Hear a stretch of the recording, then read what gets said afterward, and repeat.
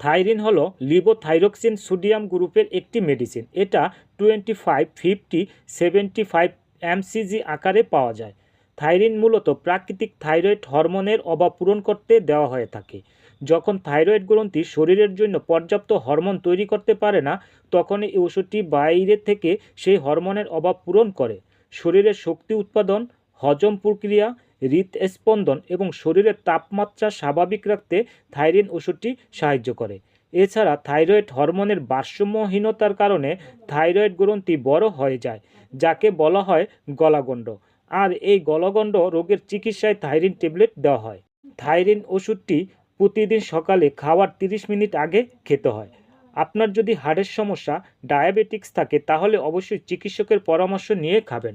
থাইরিন খেলে বুক ধড়ফড় করা, ঘাম বেশি হওয়া, হাত কাঁপা, মাথা ব্যথা ইত্যাদি সমস্যা দেখা দিতে পারে।